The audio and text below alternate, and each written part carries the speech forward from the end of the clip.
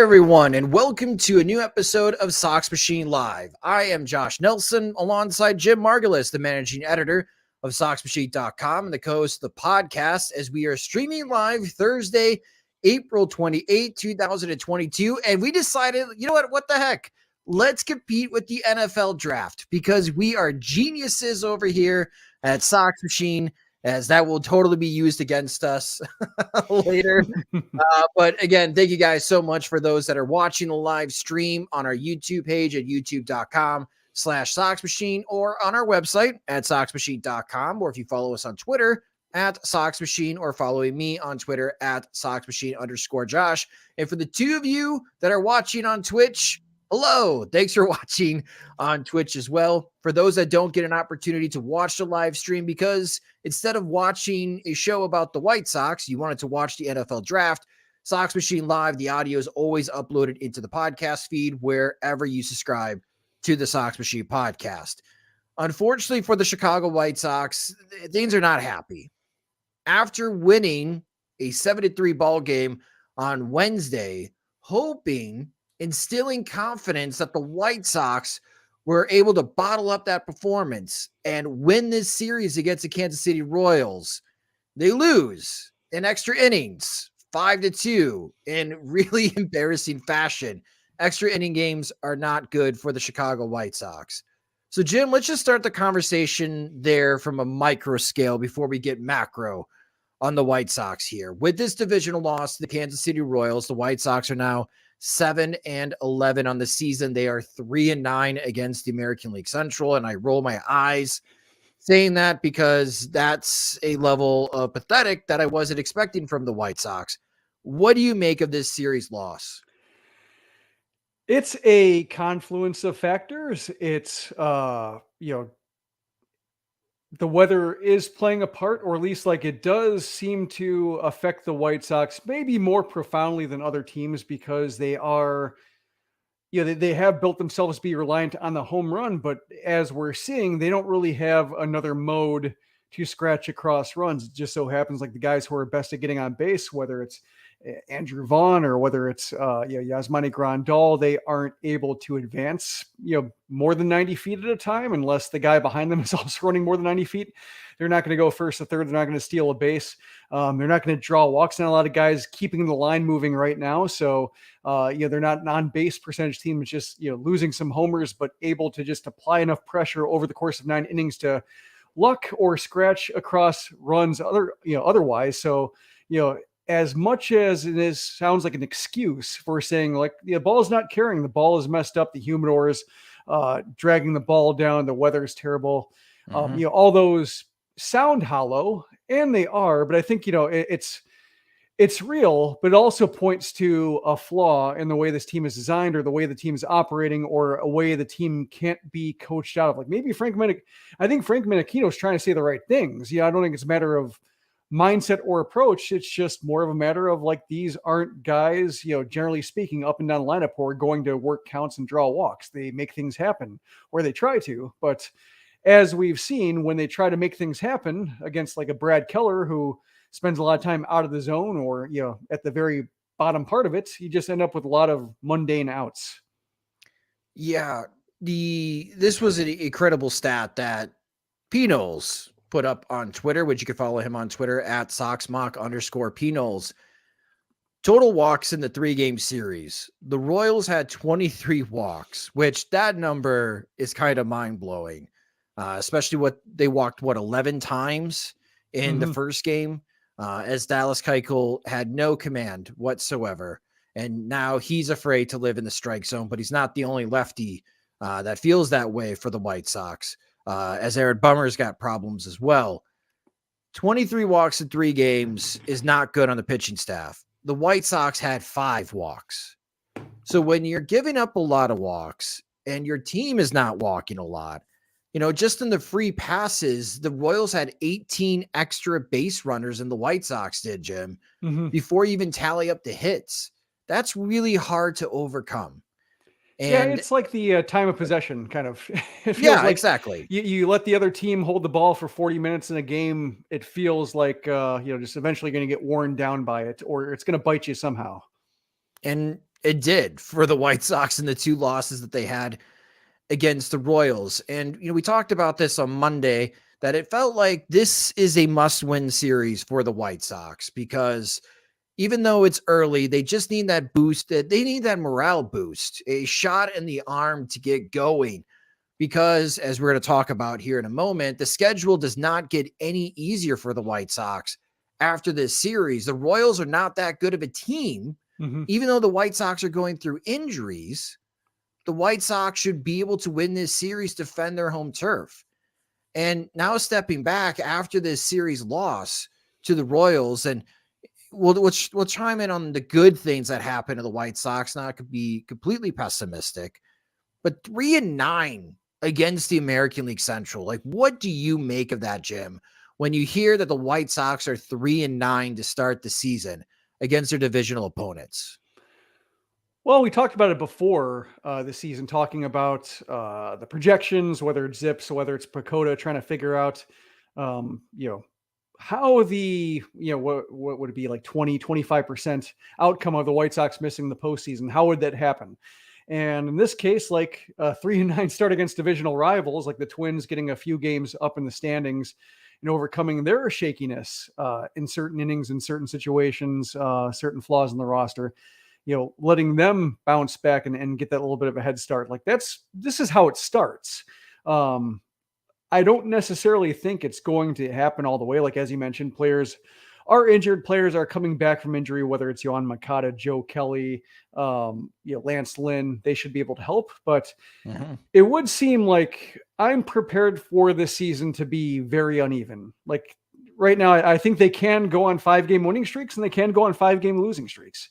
The thing that gives me comfort, or at least, just makes me think, like, try to think outside the White Sox and pull back a little bit and say, like, well, every game, every time Jason Benetti is running down the scoreboard, he's talking about some no-hitter being brought into the 6th inning, or dueling perfect games, or just how many shutouts a night, or how many teams held to 1 run. And just a lot of teams are dealing with this right now. The Royals were one team dealing with that. Like they almost lost the series. Like the White Sox very well could have won the series because the Royals, despite all the pressure they applied in Game 3, like they could have very well lost it. Letting a 2-0 lead fritter away with a Larry Garcia homer, and so like they had the same problems. They're staring down the same barrel. So many other teams are. So I imagine that it will be the White Sox turn at some point to be the team that sweeps because, another offense is having trouble scoring more than like 5 runs in 3 games. But right now, I think the way the injuries are mounting, the way like players are going outside of themselves and to terrible results right now, I think it's the White Sox turn to spiral a little bit. And you hope that, that these wins and losses don't continue to be targeted to where, every time they lose 2 games in the standings because it's against a direct opponent. So that's, I think the tricky part here is just, I think they're going to have stretches like this. Other teams are going to have stretches like this against the White Sox, but right now just it hurts double in the standings. Yeah, looking at the American League Central, the Minnesota Twins have caught fire. After they started the season 4-8, the Minnesota Twins have now won their last 7 games. The Twins are in the position that I thought the White Sox would be at the end of the month. They are 11-8, and they got a 3-game lead over the second place Kansas City Royals, who are currently 7-10. The White Sox are 7-11, so they're already 3.5 games back of the Minnesota Twins. And the White Sox don't face the Twins again until the month of July. So the White Sox and Twins, the Twins have an opportunity here, especially in the upcoming months, to gain a couple of games and have enough distance that if they do play a 3-game series against the White Sox, next time they do that will be in July, that they're not going to lose the division lead, even if the White Sox do sweep the Twins. So the White Sox are 3.5 games back of the Twins. Cleveland is 4 games back. They're 7-12. And Detroit having a really tough time to start the season, just like last year. The Tigers are 6-12 in last place in the American League Central. They're 4.5 games back of the Minnesota Twins. And I guess now it's an opportunity to zoom back here. And before we get into the macro, we do have the golden cog of the series that is voted upon by our followers on Twitter. So again, follow us on Twitter at Sox Machine. You can follow me on Twitter at Sox Machine_Josh to vote for the golden cog of the series. And our followers, Jim, selected Andrew Vaughn, as Andrew Vaughn had the key 3-run homer to break it open for the White Sox in Game 2. That was a great moment for him. I thought it was a great moment for the team to start a rally and then plop. That did not happen today. They lose the following game, but that was still a good moment for Andrew Vaughn. I would have actually selected Jake Berger because Jake Berger had a really good series. I think, when it comes to the functioning of the offense, I think I would give the nod to Vaughn just because, Berger did perform well, especially if he were able to get the extra 5 feet on the fly ball to left field that didn't clear the fence. The one that StatCast said 403 feet and the real outcome was like 370. If he could have found 5 of those 30 missing feet, I think maybe that would have tilted the scales in his favor. Yeah. But Vaughn, I think, even in his unproductive at bats, like just if they made the whole plane out of Andrew Vaughn, we wouldn't really be talking about this offense just because they would have that, they wouldn't have the dynamic speed or just the ability to, make up runs out of whole cloth with a walk. But they would have just the ability to keep the line moving, to have a batter and inning reach base, more or less, and to just make the pitcher work from the stretch and not have like a situation where Brad Keller can face the minimum because if he gives up a single or a base runner, it rounds into a double play. So I think just the composure that he's showing in his at-bats, that along with the homer that he hit that gave them that sorely needed win, I think that's enough to tilt the scales in his favor. We are expecting to see Luis Robert in this upcoming series against the Angels, which we will be previewing that series later on in this episode of Sox Machine Live. The question that I was pondering, because we had a happy Twitter space. Many of the Twitter spaces lately have been venting sessions, Jim, but we had a happy Twitter space, and I was pondering with Andrew Vaughn hitting so well. Luis Robert's supposed to rejoin the team over the weekend after sitting games out with a groin injury. Robert's been batting second, but Vaughn has been batting second in his stead. Do you have Vaughn continue to bat second, or do you put Robert at second and maybe drop Vaughn down one spot to be batting third? I wouldn't mind having Robert like maybe batting in the back half of the lineup just to, when he comes back, just to see if there's any rust. Like I'm watching AJ Pollock's at bats and his timing does not look there. He's swinging, over sinkers, chasing stuff out of the zone, behind on high fastballs. Like he's not finding his timing. I'm surprised that he didn't have a rehab stint just because, he only played a couple games before his injury. And then he's gone for 10 days and just goes right back in the lineup. And he just does not look right. To the extent that we know what AJ Pollock's supposed to look like, because I imagine, neither of us and not many White Sox fans have spent a whole lot of time absorbing his game and the visuals of a functioning Pollock. But I think just watching him coming back, it's not great. And given that Robert really wasn't clicking before his injury, I wouldn't mind, maybe batting him sixth or something like that, just to, allow Vaughn to keep having the good at bats, allow, when the order flips over. And if, Garcia homers again from the ninth spot, great. Like this is like the Larry Garcia everybody likes, where he bats ninth. And if he delivers something, great, everybody's happy. And if he doesn't, like, oh, well, he's hitting ninth. That's cool. And if he turns over the lineup and you have Anderson there and then you have Vaughn right behind, like I'd rather see Vaughn coming up in that situation than Robert, until Robert just gets a few games under him. We see what he can do. That's kind of where my head is at right now. But say like in a great case situation where both of them are functioning, then I think it's a matter of, I think I still like Robert hitting second, just because when I've watched the White Sox offense be good and then watching them malfunction, I think when Anderson and Robert make the game look easy, the offense flows. Like it just looks like this is the game the White Sox are supposed to play. It's not supposed to work. Anderson's not supposed to hit 300. Robert is not supposed to do some of the things he does. But when they both are just clicking like that, a lot of things fall in line behind them. So I think should it get to a situation where Robert looks like his, I guess, first series self and Vaughn continues this pace, maybe hit Vaughn third. Maybe, Jose Abreu needs to go down in the order a little bit, one spot lower. So you keep front loading lineup with your best hitters. Yeah, that's not a bad idea. I do like the idea of Robert still batting second, as you mentioned, Jim. The offense does flow, and I think Andrew Vaughn will be a little bit more patient than Jose Abreu and let Robert run if Mm-hmm. Robert is back to 100%. Any way that the White Sox can advance on the base pass and make it a little bit easier for them to score runs, you got to take it at this moment, especially with the team struggling so much offensively. But it's time now to zoom back out and look at the macro of the Chicago White Sox. We got this question in from our comment section, our friend AJ Mithin. And AJ wrote to us, fellas, the White Sox were putrid in spring training, and since the All-Star break last year have been really poor in must-win games. Are we expecting too much from the White Sox? And one number that I saw since the All-Star break, the White Sox are barely or at 500 since last year, Jim, in the regular season. So it's just not, if you look at it that way, in that lens, that the White Sox have been a 500 team for almost the last 100 regular season games dating back to last year. Well, I would object to the framing the question and say, are we expecting too much? Like, no, it's the top of the rebuild. Like, or it's like the top of the contention window. We're supposed to expect a lot. Like, I don't think the White Sox should be left off, let them off the hook if, they somehow have a roster that doesn't fit together. That's not our fault. We didn't do anything wrong. We've been waiting it out, and this is supposed to be the reward window. So no, we should expect a lot.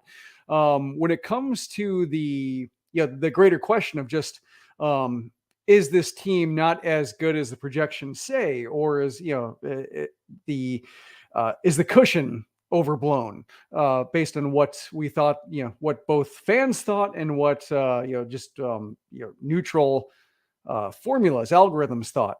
I would say maybe just because of the targeted effect of the injuries, like losing Lance Lynn and going from Lance Lynn to Vince Velasquez hurts a lot, especially when Dallas Keuchel is not delivering either. Like if Keuchel could slide up to be a second starter or a third starter because Dylan Cease is now the second starter, like that would be fine. Like they could get by with it. But when Lynn has to cover for both Keuchel and who's ever in the fifth spot or in the sixth spot, like that's where it gets, you feel his absence even more. And then like Moncada, not only, Moncada being hurt, but Moncada being one of the more patient bats, a left-handed bat against right-hand pitching, that hurts, especially like when Josh Harrison or Jake Berger, just righties who struggle against righties or are at the very least, like don't do anything special against them, are the ones that respond. So right now, I think like the effect of the injuries felt like, I think, when Tim Anderson has left the lineup and Larry Garcia has taken his place, like the White Sox, they do get some benefit of having another lefty in the lineup. And so they don't lose that lineup balance that way. So that's why I think sometimes his absence doesn't hurt, especially if they're facing like the right kind of pitchers. But in this case, like it's hard, as well as Jake Berger is playing for somebody, for his pay grade, we'll say, because he's a rookie trying to figure it out. Like it hurts when, just a succession of right-handed hitters who you don't feel can really turn on something a Brad Keller is throwing, the way like Yasmani Grandal rifled that single through the right side, just really, smash that one through. Like there isn't anybody who's really doing that with regularity. So I think if Moncada can come back and help some lineup balance, if Robert comes back and looks dynamic and really, not expecting too much from Adam Engel anymore, Pollock, if he can find his timing, like there are ways for this offense to improve, and we won't necessarily be judging them on their lowest moment, but it is a little bit concerning, or maybe, maybe not just a little bit, just it is concerning just how fragile this construction can be. The whole, basically stay healthy, issue coming up to bite the White Sox, like, having Joe Kelly, consuming a lot of the offseason resources, missing the first month and realizing like, oh, he's supposed to be the fourth most important reliever, but somehow it feels like he's more vital to the operations because Aaron Bummer is struggling and they don't, and Garrett Crochet is out. So they could use a righty that retires lefties the way Kelly does. Like that's where it feels like this is, awfully precarious, and in ways that, when it comes to, say, investing $40 million in the bullpen and still feeling like that's incomplete. That's, I think, where it feels uncomfortable. What's the tape that you see the infomercials on where you could build a canoe out of and it doesn't sink? Flex Oh, Seal. yes. The White I Sox saw could this use boat some, in half. and it still sails. Yeah, Flex Seal. That's what the White Sox need. They need some Flex Seal with this roster.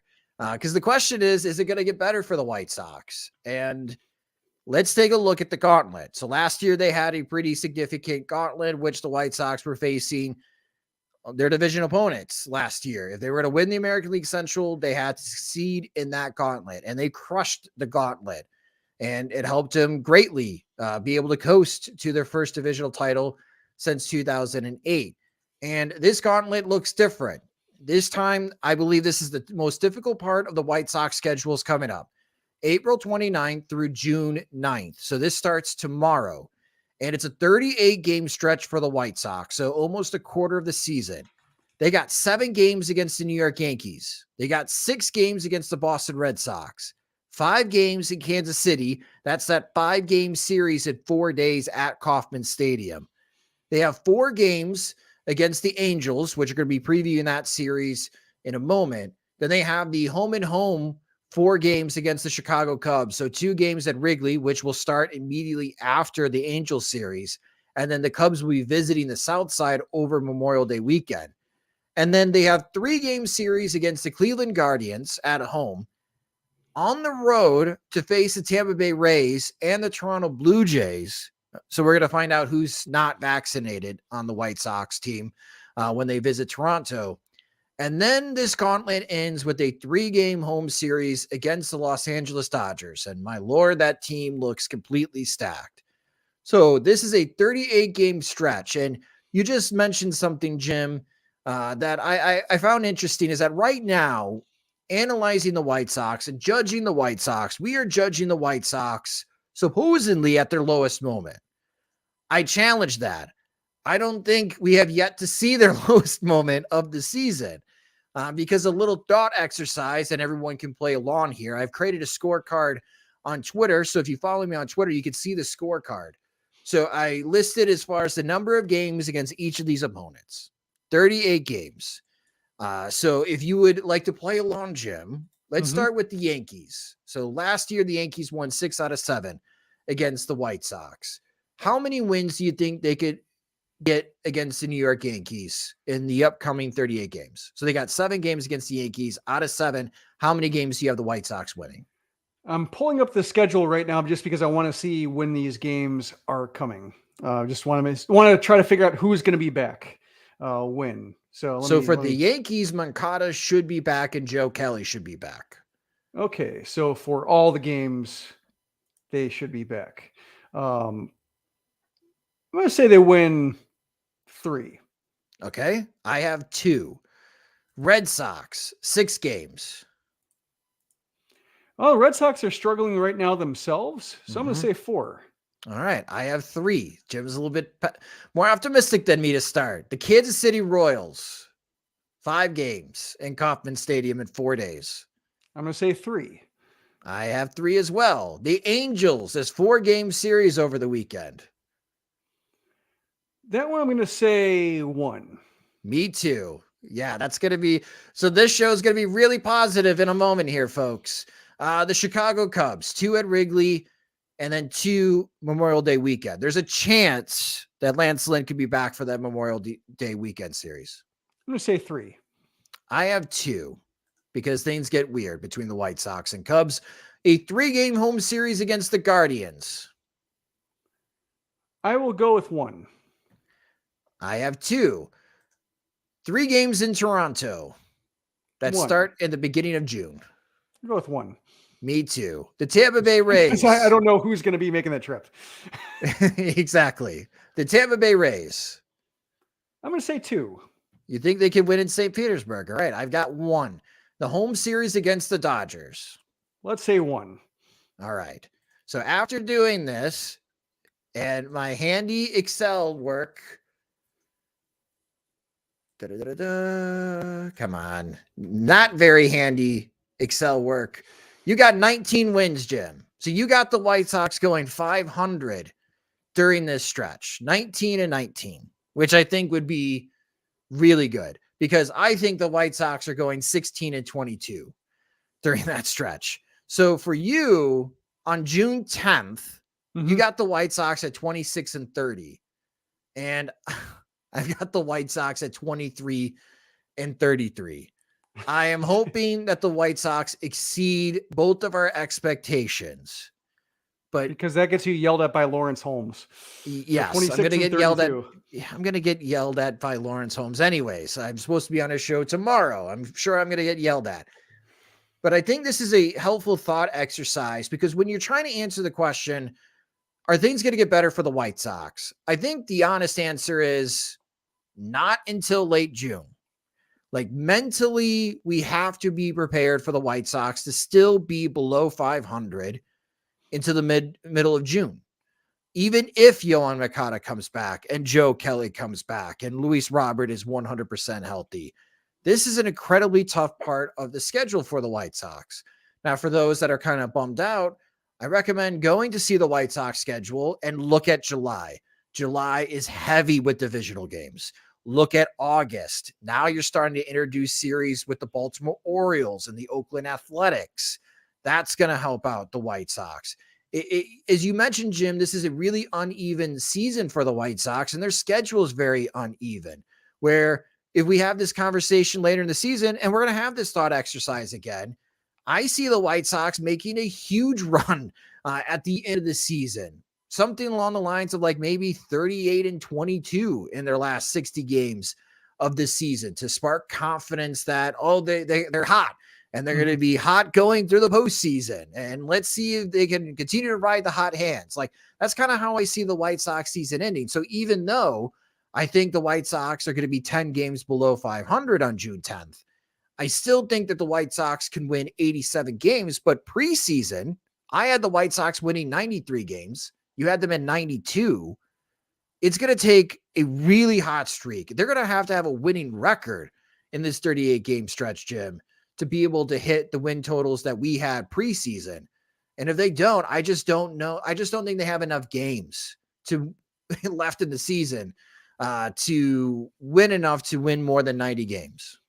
Yeah, I don't see a whole lot of value in thinking about like, how are they going to do in August right now? Just because we don't know if Moncada is going to be healthy the whole season. We don't know if Jimenez will come back, what kind of shape he looks like. We don't know if Lynn will hold together or whether he'll his knee or back or whatever will bother him. So right now, more or less taking it a week at a time. Like, I think that's fair. And when I said lowest point, like I should say like their record might get worse, but it's one thing to get beat or lose series to good teams. Like if they lose series to the Yankees or they, get smoked by the Dodgers or the Blue Jays, or, just have a game, have a 3-game series where they win 1 out of 3 and get outscored by 11 runs. Like that at least feels like you get entertained by watching great players and other teams. Like I don't, if Mike Trout and Shohei Ohtani and if they go off and, Syndergaard looks like a decent pitcher and they lose 3 out of 4 of the Angels because of just some excellent superstar performances. Like, okay, that's, getting beat by great players. But when they lose 2 out of 3 to the Royals and they, lose, they get harassed by a Guardians team that's not that great, but just meant to annoy them in a very specific way because the White Sox have very identifiable flaws. Like, that's annoying. And that's why I consider like this lower than say like dropping, having a tough week against teams that will be going to the postseason because they happen to be really good and the White Sox are undermanned by injuries. So I think, their worst record, they might fall further below 500, maybe a couple months from now, but I just want to see like the quality of play, the offense feeling dangerous rather than, having one game where they score more than 3 runs in regulation over the course of a 2-week period and really nothing positive to take away from it. See, so for me, the whole looking ahead to August is the carrot, Jim, as a fan, because if you're going to live week by week, and I think we have laid out that May is going to be tough. may not be fun. White Sox fans, they live week by week and they don't try to hold out hope that things will get better, especially the second half of the season. They may tune out. And like, that's just how White Sox fans are. White Sox do not perform well, I'm not going to watch. That's just how it goes. And if based on our conversation here, there's going to be more tough weeks for the White Sox coming up here. And we are now expecting them to still be below 500 by at least 4 games in the middle of June. White Sox fans don't want to hear that.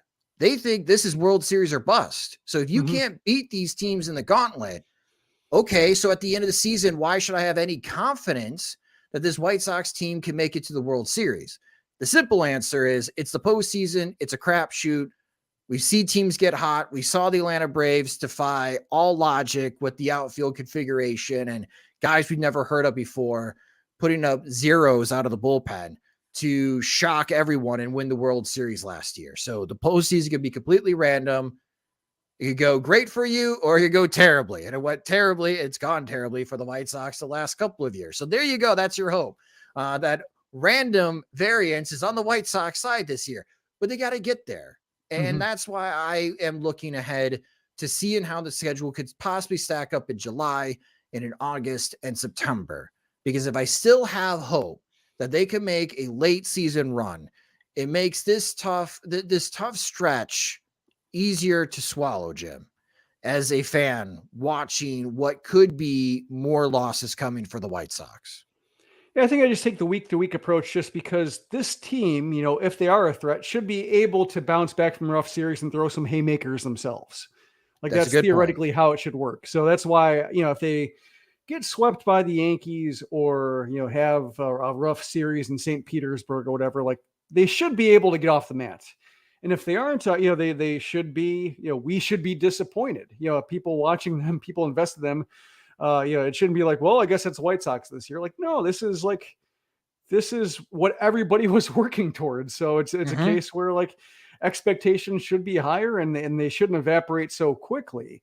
Otherwise it does feel like, a little bit of resignation and maybe Rick Hahn gets left the hook or everybody says like, well, it's a Jerry Reinsdorf thing or with Tony La Russa being there and such, but it's, this is a, how many $1 billion operation?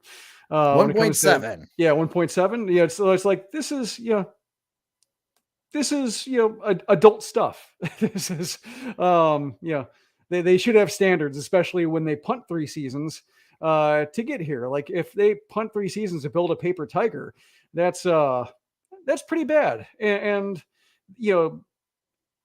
if we, I figure it's like our job to remind them like, no, this is how they should be playing. And some might read that as false hope or being like, just, too optimistic, but it's, I think it's worth maintaining that bar just because they continue to like walk underneath it, just, or sleepwalk underneath it. Like that's their problem, not mine.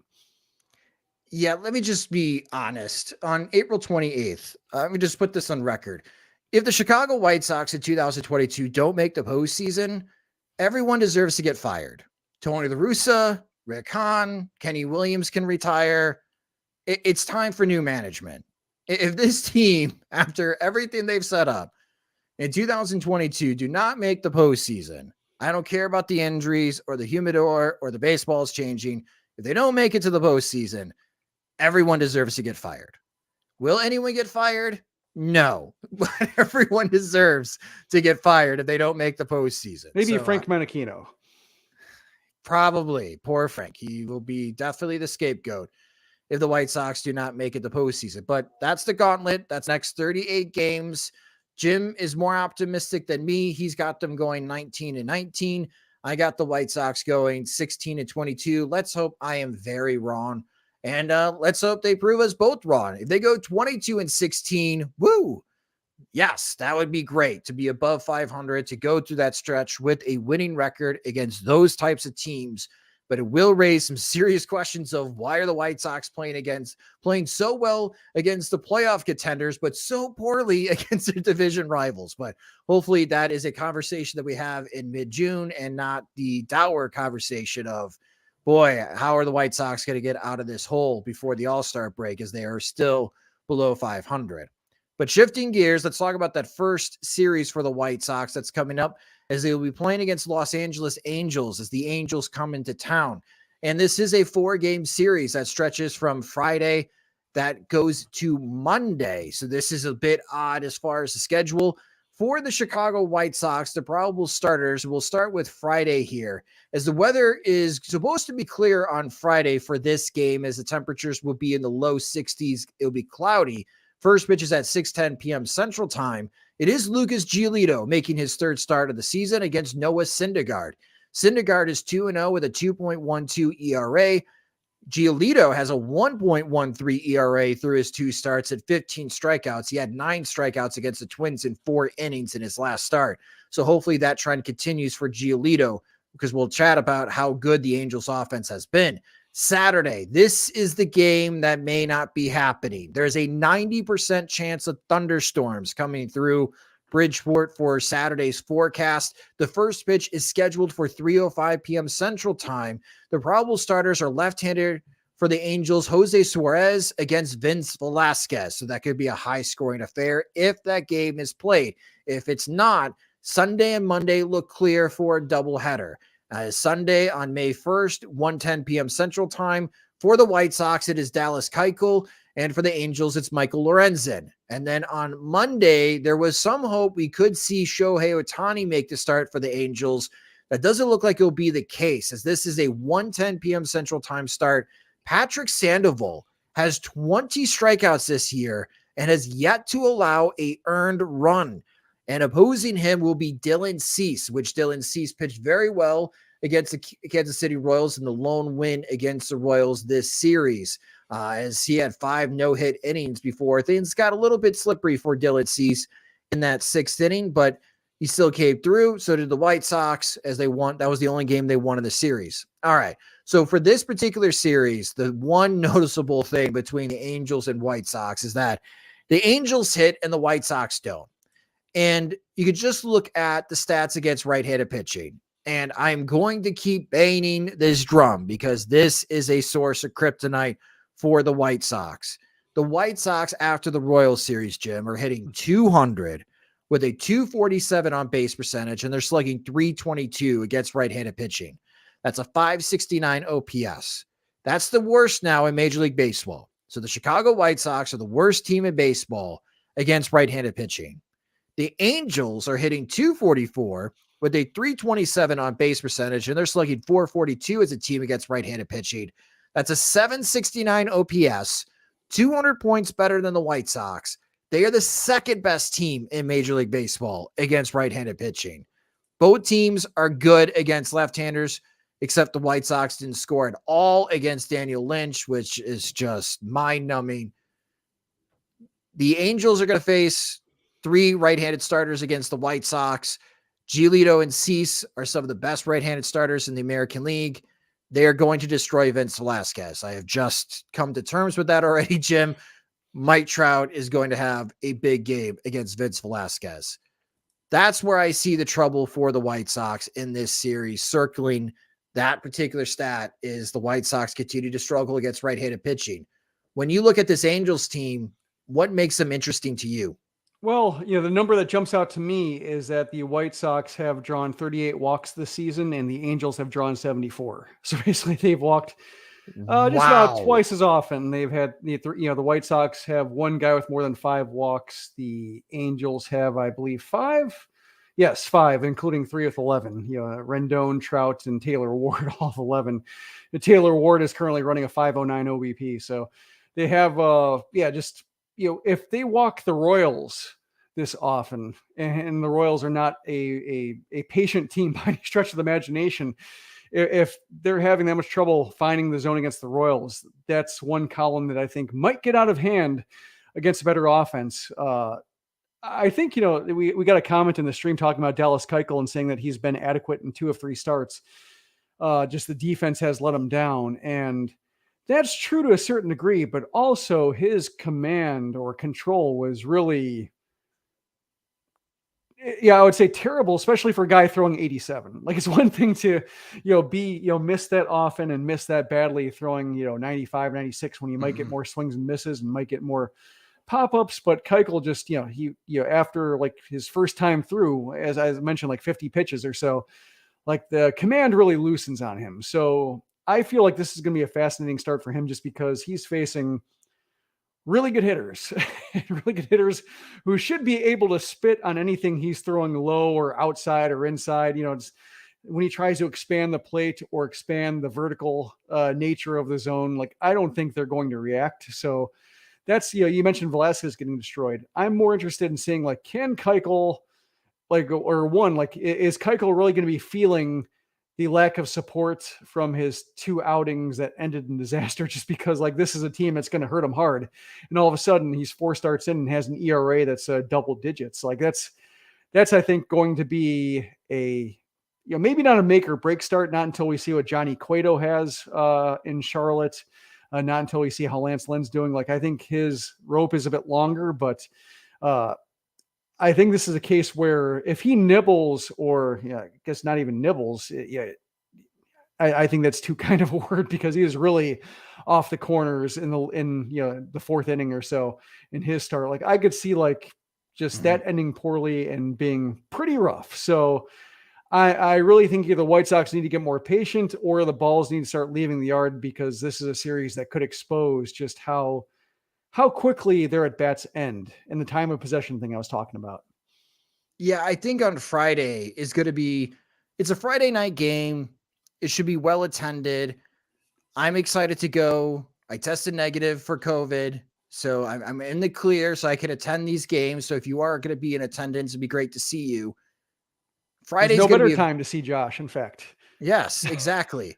Uh, Friday's going to be incredibly frustrating because Lucas Giolito, if he pitches as well as he did against the Minnesota Twins, I think he's got the ability, even though we're hyping up the Angels, to keep the Angels at bay, hold them to 1 to 2 runs. That's just going to feel like too much of a deficit to overcome. And for those that are pining for the old days of Noah Syndergaard of like 2015 with the New York Mets, you may see that Mm-hmm. Friday night against this White Sox lineup. Like I just don't have a lot of confidence in the White Sox against Noah Syndergaard. I think we're going to see a doubleheader. I don't see the Saturday game happening, which that's the hockey sweater night, Jim. So Mm. lines were going to be an hour long anyways to get that White Sox hockey sweater. If they're not able to play that game. Sure, I think they could hit Jose Suarez, but Michael Lorenzen could give the White Sox issues. Like I Mm-hmm. wasn't expecting, and we talked about this in the last 2 shows when it comes to these right-hand starters. Like Noah Syndergaard still has premium stuff. Michael Lorenzen, not so much. But yes, the White Sox did some damage against Zach Greinke. They scored 3 runs against Greinke. They also struck out 4 times when he entered that game with only 2 strikeouts for the season. Mm-hmm. Brad Keller is throwing the ball better to start the year, but he dominated the White Sox along with Dylan Bundy and Bailey Ober. Like that's just where I am right now with this team until they get a bit healthier. If you're a right-handed human being throwing a baseball against this White Sox offense, it's going to be a tough day at the ballpark for the offense to score some runs. So that's why I'm pretty pessimistic about this particular series for the White Sox. Even though you got Giolito and Cease throwing in this series, and you may want to hype yourself up and say, hey, with the White Sox facing 2 left-handed starters in these 4 games, they should split.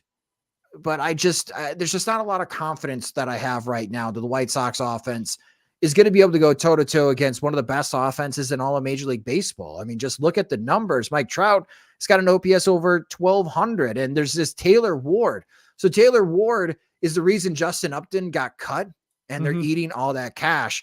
Ward has 4 homers and 11 RBIs. He's got 11 walks to just 9 strikeouts, and he's got an OPS over 1,200 to start the season. There's just some really hot hitters here, and I just have this sinking feeling being the stands Jim Friday night.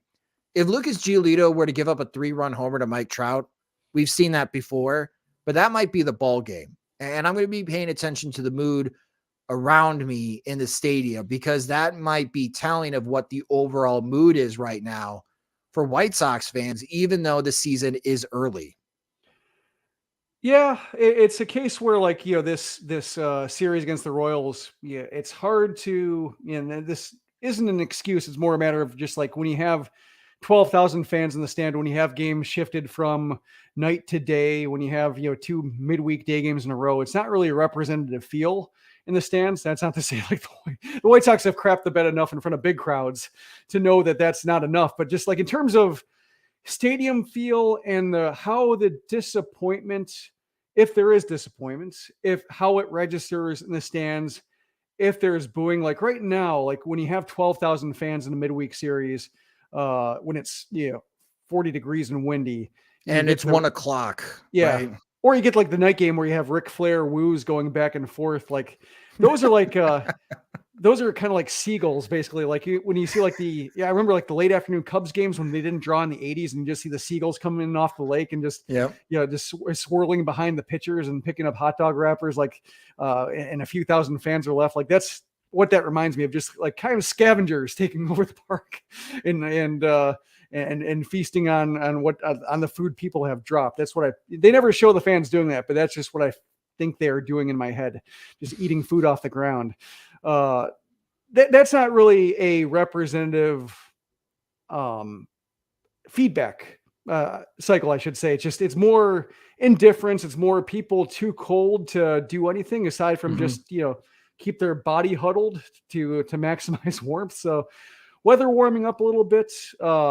If they play as flat as they have, like, it could get loud and in the wrong way. And I think Tony La Russa is uniquely unpopular enough to where, like, Robin Ventura, I think Robin Ventura is well liked enough. Like, I think everybody realized he was in over his head, but I don't think people disliked him. I think they wanted to see him gone, but I don't think they disliked him. I think they felt bad for him. They felt like it was unfortunate in White Sox loyalty painting him into this corner, but just they wanted better for him than what he got. I think there's no such loyalty for La Russa. So if every time he comes to the mound or something like that, people like it just could get rough, and the feedback could get uniquely honest to where, like, will Benetti acknowledge it? Will Stone acknowledge it? Will they have to, like, join in as well if it gets that loud and you just hear it over the TV like that? That's what I'm looking. I should not say looking forward to, but just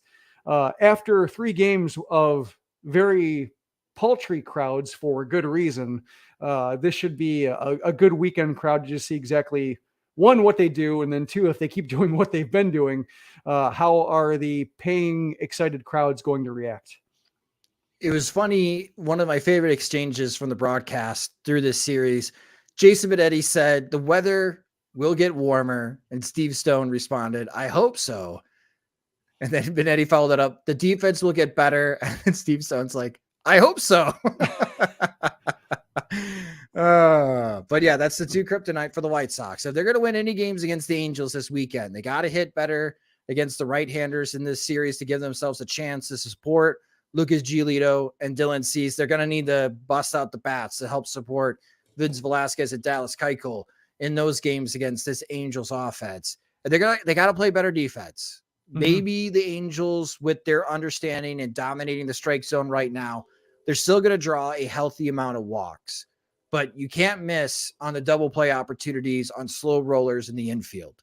And you can't compound mistakes by making errors in the field and giving an extra out to this lineup that does have Mike Trout and Shohei Ohtani and Anthony Rendon and a red hot Taylor Wade. You just can't, because then things got to get out of hand. It's the weekend. People will find other things to occupy themselves. The NFL draft will still be going on. So maybe they'll be like more interested in who are the Bears picking to the 5th round right now? I'd rather watch that than watch Vince Velasquez pitch. You could honestly see that conversation over the weekend, but hopefully that will not be the case. And the Chicago White Sox play a lot better this weekend. They have to, if they're going to get out of this hole, and they're in a hole right now. And they are starting this very tough 38 game gauntlet.